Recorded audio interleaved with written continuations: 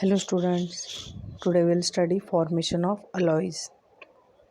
See, transition metals from alloys from atoms of one metal are distributed randomly in the lattice of another metal.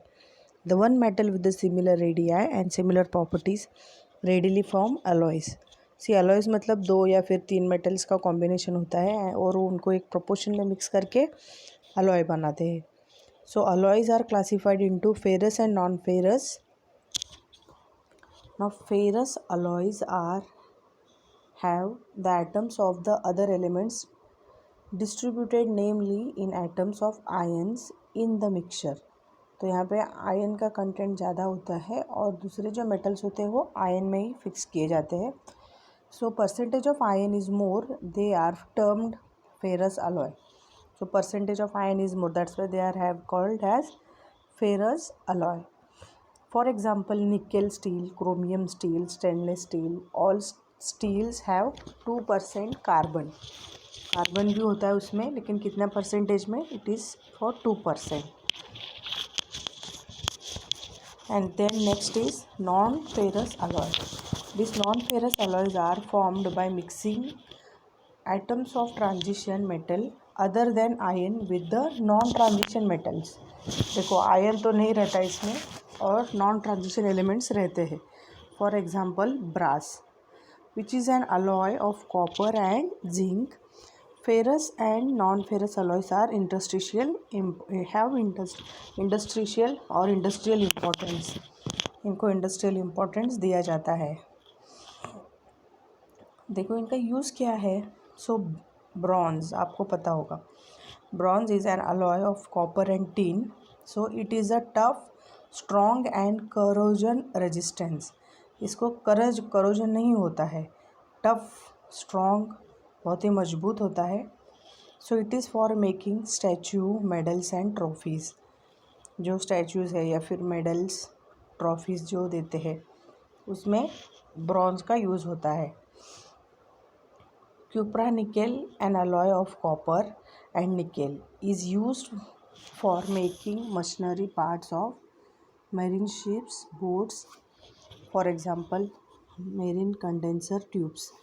देखो क्यूप्रा nickel जिसमें copper और nickel use करते हैं alloy बनाने के लिए, तो इसका मोस्टली यूज़ मरीन शिप्स में होता है. Next is stainless steel. It is used in the construction of the outer fledged of ultra high speed aircraft. बाहर की तरफ जो एयरक्राफ्ट के इंस्ट्रूमेंट्स रहते हैं वहाँ पे इसका यूज़ होता है. Nichrome, an alloy of nickel and chromium. It is in the ratio of 80-20 and has been developed specially for gas turbine engines. इसका यूज़ इंजन में टरबाइन करने के लिए होता है. Titanium alloy withstand stress up to high temperature and are used in ultra speed flight, fireproof bulkheads and the exhaust stators. इसका देखो ये बहुत ज़्यादा टेम्परेचर पे भी विथस्टैंड करता है. High, it is having resistance. So इसका यूज़ देखो हाई स्पीड फ्लाइट जो होते हैं वहाँ पे इसका यूज़ किया जाता है. So depending on the property of the alloyed they are manufactured and they are used in such a different things. So next topic is compounds of chromium and Mn and copper. Manganese and copper ये जो है ये omitted है. तो हम next देखते हैं common properties of D block elements. Physical properties क्या है. तो all the D block elements are lustrous and shinings. सबको एक अच्छे से लस्टर है और शाइनिंग भी है. They are hard and have high density. बहुत ही टफ है और डेंसिटी ज़्यादा है. सो ऑल आर मेटल्स में, that's why they are showing the properties of metals. So are good conductors of electrical and thermal electrical conductance and thermal conductors. Means they can carry the heat and electricity from one end to another end. They have high tensile strength and malleability. जिनसे पतरा बना सकते हैं या फिर जिनसे threads भी निकाल सकते हैं ऐसे. They can form alloys with transition and non-transition metals. Many metals and their compounds are paramagnetic. Paramagnetic means they can attract towards magnetic field. Most of the metals are efficient catalyst. इसमें बहुत important property है कि वो catalyst भी है. Then we have chemical properties. All D block elements are electropositive metals. They exhibit variable valencies and forms colored salts and complexes. Because of the variable oxidation state, they are having colored complexes. They are good reducing agent and they are soluble oxides and hydroxides. They form soluble and oxides and hydroxide. देखो iron cobalt copper एलिडियम and zinc are biologically important metals. ये तो हमारे लिए important है. Iron cobalt copper catalyse biological reaction. और ये जो ट्रांजिशन मेटल्स है वो हमारे बायोलॉजिकल रिएक्शंस के लिए बहुत increase rate, they can increase the rate, that's why they are used as biological catalyst.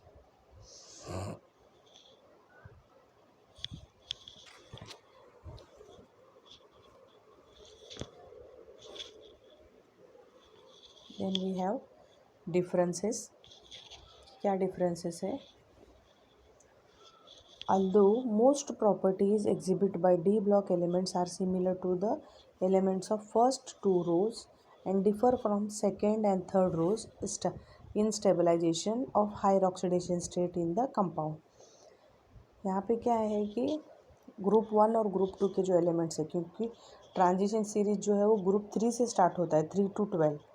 तो वहाँ पे डिफरेंस दिखाया है कि ग्रुप 1 और 2 के जो एलिमेंट्स होते हैं वो कैसे हैं और ये ट्रांजिशन के एलिमेंट्स कैसे. इतना ही डिफरेंस है कि देखो फॉर एग्जांपल मोलिब्डियम 5 और tungsten 6 compounds are more stable than chromium और मैग्नीज. यहाँ पे उनका डिफरेंस बताया है. Highest oxidation state of the element for first row, पहले रो मतलब 3D सीरीज, दूसरा रो मतलब 4D सीरीज, थर्ड फोर्थ ऐसे 6 फोर्थ है रोज है ट्रांजिशन के.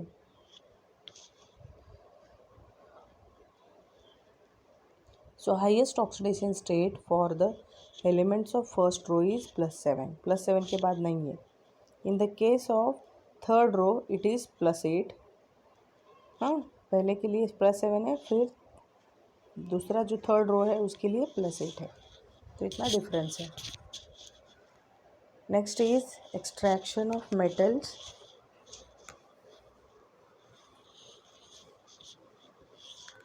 एक्सट्रैक्शन ऑफ मेटल्स, इसमें भी मेटलर्जी नहीं है, ओमिटेड है.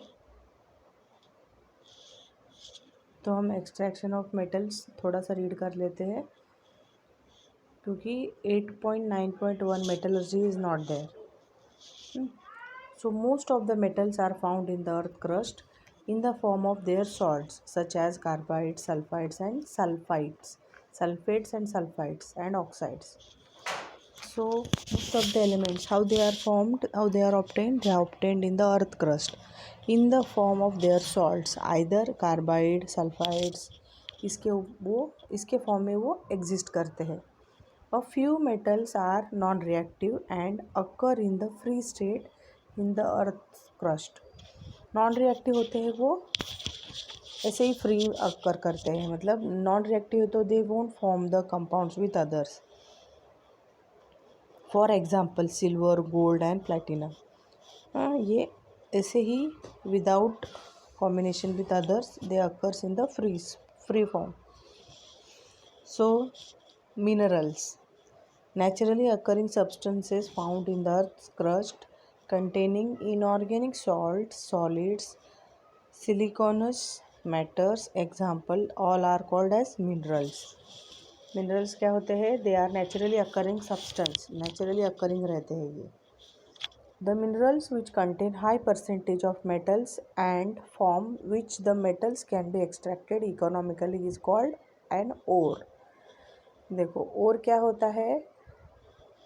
इट इज़ अ मिनरल, उसमें जिस मिनरल में हाई परसेंटेज ऑफ एक पर्टिकुलर मेटल होता है, और वो जो हाई परसेंटेज में मेटल होता है उसको हम इकोनॉमिकली एक्सट्रैक्ट करते हैं, तो उसे कहते हैं ओर। जैसे ओर है, hematite is a ore of iron. To extract iron we have to treat the hematite economically. Copper के लिए है कैल्कोपायराइट और जिंक के लिए है जिंक ब्लेंड। ये ओर है, और बीच में दिए हैं minerals, haematite, magnetite, ilmenite, iron pyrite, siderite, ये सारे मिनरल्स है। इस मिनरल्स में एक ओर होता है। हाँ, ore is a mineral but mineral is not a ore. तो इसके बाद है metallurgy, that is omitted, so we don't have to study the metallurgy. Extraction of haematite by using blast furnace, ये भी नहीं है, ये देखो, ये आपको करना नहीं है, ये भी सब मेटलर्जी के पॉइंट्स है, so it is omitted. Directly we will study 8.10, that is inner transition metals.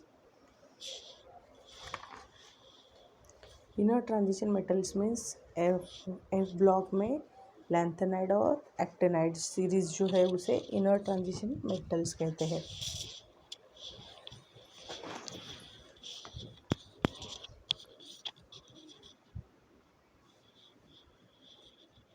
So inner transition elements, the elements those f orbitals get fielded by electrons are called f block elements. These elements are placed separately at the bottom of the periodic table and they are subset of 6th and 7th period. वो कैसे है, 6th और 7th period में सबसेटेड है, situated है in between. और इनको F block elements क्यों कहते हैं, because their last electron enters in F orbital और एफ सबशेल, इसीलिए they are called as F block elements.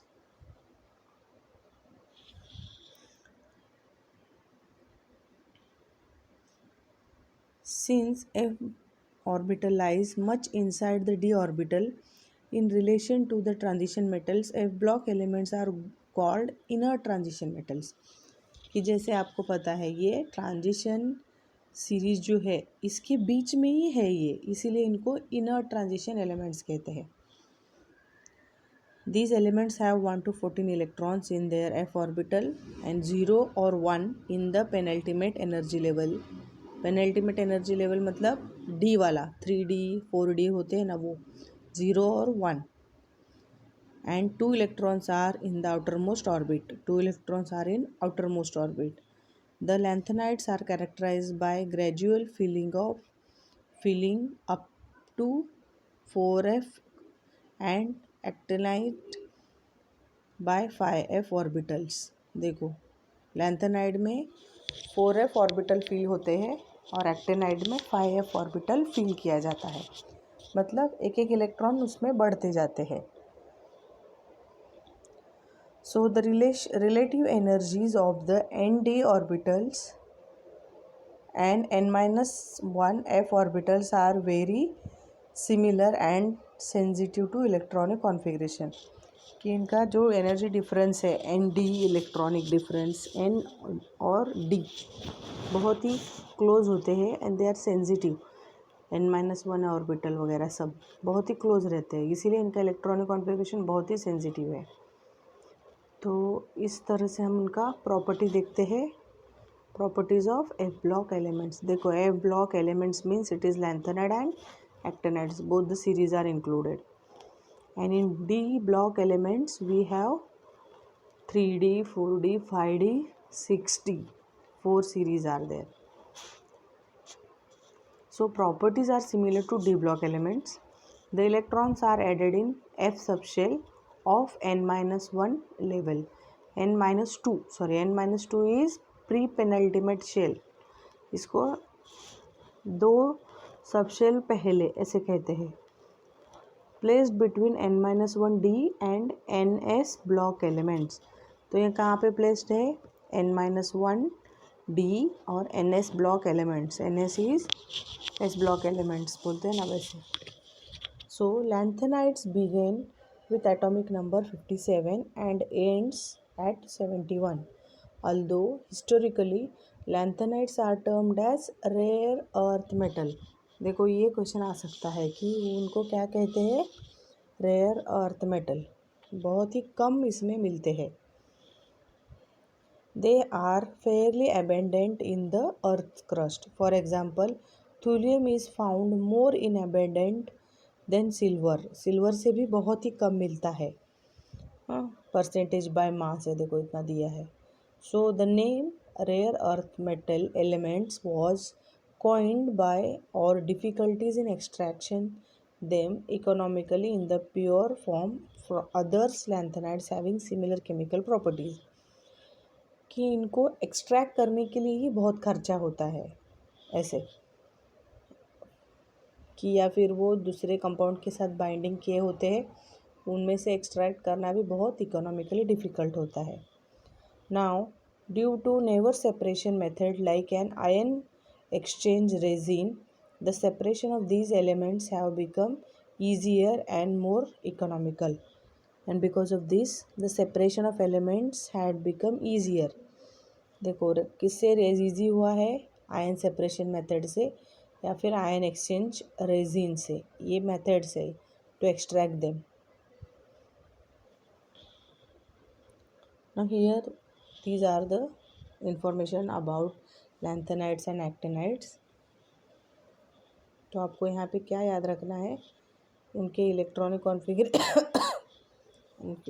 Configuration या फिर लास्ट इलेक्ट्रॉन एंटर्स इन विच ऑर्बिटल, वो याद रखना है. These metals are soft with moderate densities of about 7 gram per centimeter cube. They have high melting point and boiling point similar to group 1 and 2. देखो ये soft है, moderate density है, density बीच में आती है इनकी, और मेल्टिंग पॉइंट दिया है अराउंड 1000 डिग्री सेल्सियस और बॉइलिंग पॉइंट है अराउंड 3000 सेल्सियस, बहुत हाई है. हाँ, सिमिलर टू ग्रुप 1 एंड 2. 1 और 2 में भी बहुत high melting point, boiling point होते हैं सब्सटेंस के. So lanthanides in the mid metallic state are very reactive and resemble alkali and alkaline earth metals in their reactivities and transition metals. Lanthanides कैसे वो similar property दिखाते हैं जैसे alkali और alkaline earth metal है, group 1 और group 2 के element जैसे है वैसे ही भी ये दिखाते हैं. For example they react with water to give metal hydroxide and hydrogen gas. देखो MS, where M is lanthanide, +6 water molecule they will give hydroxide plus hydrogen gas. Although the common oxidation state for lanthanides is +3 and +2, oxidation state is also important. इनमें देखो oxidation state, high oxidation state भी है, लेकिन +3 और +2 mostly वो उसी oxidation state में रहते हैं जैसे कि ग्रुप 1 और 2 के एलिमेंट्स होते हैं या फिर ट्रांजिशन के एलिमेंट्स है वैसे. They all form stable oxides of the type M2O3. तो ये सब लोग जो लैंथेनाइड्स में है, हाँ, तो उनका सबका एक कॉमन ऑक्सीडेशन स्टेट क्या है, M2O3 oxides, where M is the metal ion. यूटेरियम 2+ and ytterbium 2+ are the most stable dipositive metals ion. Higher oxidation states are unusual for lanthanides with the only exception of cerium which forms stable +4 species. इनको ज़्यादा high oxidation state नहीं है, लेकिन cerium को +4 है, इससे इसको छोड़ेंगे तो बाकी सब +2 +3 इतने ही है. So the energy required to break up the metal lattice is heat of atomization. The lanthanides have lower heat of atomization than the transition metals. Thus, this is because of d electrons. Transition metals are much harder and require high heat of atomization. देखो बहुत hard है इसीलिए उनको heat of atomisation ज़्यादा होता है. Europium and ytterbium have the lowest enthalpies of vaporization and largest atomic radius of lanthanides. इस lanthanides में ही ये बड़े हैं. So resemble barium. These two elements resemble alkaline earth metals. They dissolved in liquid ammonia to give blue conducting solutions. So here one property is given, that is they resemble like alkaline earth metals and they dissolved in ammonia to give blue conducting solution. Their ionic radii decreases from 117 pm picometer of lanthanum to 100 picometer to lutetium. Lanthanum to lutetium तक ये देखो ऐसे ये decrease होते जाते हैं. This is because of 5f orbital do not shield the outer 5s and 5p electrons effectively. Shielding मैंने आपको बताया है. Shielding means the inner electron will behave like a shield so that they will not allow the electrons from the outer shell to interact with nucleus. तो वहाँ पे ये shielding effect जो है वो पुअर है, इसीलिए outer most 5s and 5p electrons effectively ये कर सकते हैं. इफेक्टिव न्यूक्लियर चार्ज ज़्यादा है तो एटॉमिक साइज कम हो जाती है फिर. So decrease in atomic size. Such a large ions have higher coordination number that varies from 6, that is most common, to 9, 10 and up to 12 in the some cases. For example, hydrated lanthanum ion is non-hydrated. In lanthanum का जो है वो non hydrated है, दिया है देखो ये complex. So all the lanthanides forms hydroxide of general formula. Ln represents any elements of lanthanide series. These are the ionic and basics. Since the ionic size decreases from lanthanum +3 to lutetium +3, इनका size decrease होता है lanthanum to lutetium. The basicity of hydroxide decreases. देखो size decrease होता है, basicity भी decrease होती है. So lanthanum trioxide hydroxide is the strongest base. 12 lutetium hydroxide is a weak base. ये क्वेश्चन आ सकता है. पहले इसके लिए बहुत बड़ा गिव रीज़न था, अभी वो उन्होंने ओमिट किया है. सो लैंथनम La और लुटेशियम, तो इसमें कौन स्ट्रांग है और कौन वीक बेस है ये आपको याद रखना है. So La hydroxide is stronger one and lutetium is weaker one. So lanthanides react with nitrogen and halogen to give nitrides and halides. The formula will be Ln and LnX3. Halides और nitrogen के साथ react करते हैं. While doing so, the lanthanides lose their outermost 3 electrons to form stable compounds in +3 oxidation state. When lanthanides are heated at evaluated temperatures, that is around 2800 Kelvin, with carbon and carbides with general formula LnC2 are obtained. देखो ये कौन सा compound बनता है, carbides, तो इनका general formula LnC2 मिलता है. मतलब देखो जब लैंथनाइड्स हिट करते हैं कार्बन के साथ और कार्बाइड्स के साथ तो ये बनता है. सो इन +3 oxidation state many of the lanthanides are colored, mostly green, pink, yellow. This is attributed to the electronic transition among f orbital. The lanthanum transition, like transition metals, the electronic spectra of lanthanides, however, do not get affected with the different ligands. Ligands की वजह से वो effect नहीं करते हैं electronic spectras. तो ये सारे हैं इनके प्रॉपर्टीज़ कि इनका कलर कौन सा होता है, कौन से कलर के कंपाउंड्स बनाते हैं, लाइक ग्रीन, पिंक, येलो. फिर है properties of lanthanoids, separate wise है लैंथेनाइड्स के properties. Soft metals with silvery white colour and moderated density around 7 gram per centimetre cube. Colour and brightness reduces on exposure to air. Colour और brightness के से when they will expose to air they will reduce the colour. Good conductors of heat and electricity. Except promethium, all are non-radioactive element in nature. देखो प्रोमिथियम ही एक ऐसा है कि lanthanides में वो रेडियो एक्टिव है, लेकिन एक्टिनाइड्स में बहुत सारे रेडियो एक्टिव है। सो एक्सेप्शनल केसेस को हमेशा आप याद के रखा करो। The atomic and ionic radii decreases from lanthanum to lutetium. देखो lanthanum is the first element of lanthanide series, it is denoted with La and lutetium is the last one denoted with Lu. This is known as lanthanide contraction. देखो इनको इनकी size कम कम हो जाती है, शुरू से lanthanum बड़ा है, लुटेशियम कम है, तो इनकी साइज़ कम कम होती जाती है, इसीलिए इनको लैंथेनाइड कॉन्ट्रैक्शन कहते हैं। Binding to water is common, that is such that water is softened found in product when isolated from aqueous solutions। क्योंकि वाटर को softened प्रोडक्ट कहा गया है when it is isolated from aqueous solution। The coordination number usually are greater than 6, typically 8, 9 up to 12 it is found। coordination number कि ये कितने ligands को attach कर सकते हैं, जैसे 6 करते हैं, 8, 9, 10 अप टू 12 तक करते हैं।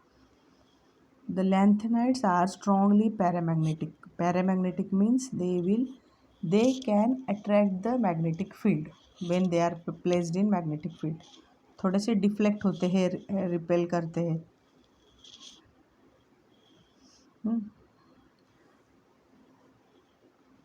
और gadolinium becomes ferromagnetic below 16 degree Curie point है वो, कि उसके नीचे अगर टेम्परेचर गया तो वो फेरोमैग्नेटिक बनता है। फेरोमैग्नेटिक मीन्स इट इज़ जैसे आयन अट्रैक्ट करता है ना टूवर्ड्स मैग्नेट, वैसे करेंगे ये, उसे कहते हैं ferromagnetic means strongly attract with magnetic field.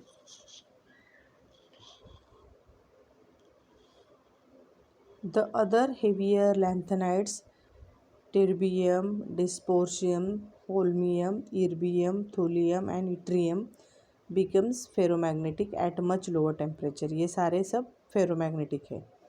The magnetic and optical properties are largely independent of environment.